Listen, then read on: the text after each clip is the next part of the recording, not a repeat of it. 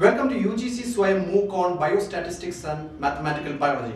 So in this video we will sum up what we learned in the first week of the course, right? The week 1 sum up.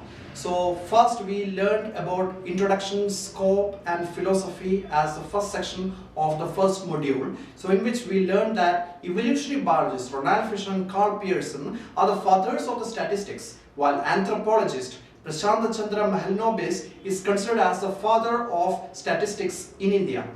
Logical deduction follows top-down or a priori approach from the general to the specific as used in statistics. So statistics follow reasoning or deductive logic or logical deduction. So logical induction on the other hand follows a bottom-up or a priori logic specific to the general that is being followed in the case of probability. So in the second session of the first module, we learned about critical thinking and lot of cognitive biases, for example, confirmation bias and cherry picking. We learned about logical fallacies, for example, argumentum ad verecundium, slippery slope, Texas sharpshooter fallacy, straw man fallacy, false dichotomy, while different psychological biases including Hawthorne effect, placebo effect, availability heuristics, anchoring, survivorship bias and so on we have learned in the second session of the first module. And the next session of the first module we learned about the scientific methodology. Modern scientific methodology has its beginning in ancient Indian systematic inquiry, that is Panini's Sanskrit grammar, as well as in the Greek logics, Aristotelian logic.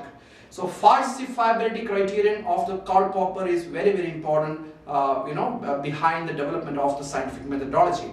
Statistical hypothesis testing was developed in 1940s by Carl Pearson, Ronald Fisher and Jerzy Neyman and Egon Pearson and so on. Many people are behind this the statistical hypothesis testing. And paradigm shift is the opposite sphere, the contrasting hypothesis, how the science progress, put forth by the American philosopher of science Thomas Kuhn.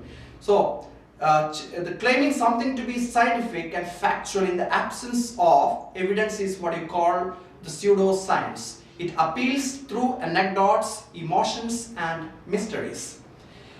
So in the next module, we learned about the types of studies. The second module, we learned different types of studies. So in the first section, we learned about observational studies, including we defined what a cohort is or endpoint is, cross-sectional versus longitudinal studies, crossover studies, prospective versus retrospective studies, case-control studies, and including GWAS or genome-wide association studies. In the second section of the second module on the types of studies, we learned about experimental studies, including comparative experiment, randomized controlled trial, superiority trial versus non-inferiority trial, single blind versus double blind, quasi-experiment versus natural experiment, and so on. And finally, on the third section of the second module, we learned about studies based on the data analysis, including confirmatory data analysis to confirm your pre-existing hypothesis, exploratory data analysis often used with observational studies where you don't have any pre-conceived the hypothesis, a priori hypothesis. Statistical confounding is a major problem associated with exploratory data analysis or observational studies. Meta-analysis, that is analysis of analysis, systematic reviews, and finally predictive analytics that is used in the personalized medicine.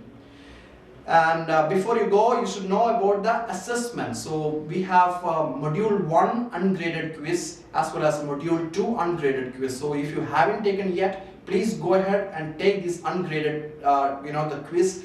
The score is immaterial for your final grade, so you can take as many times as possible of all these the tests, and it won't be considered for your final grade.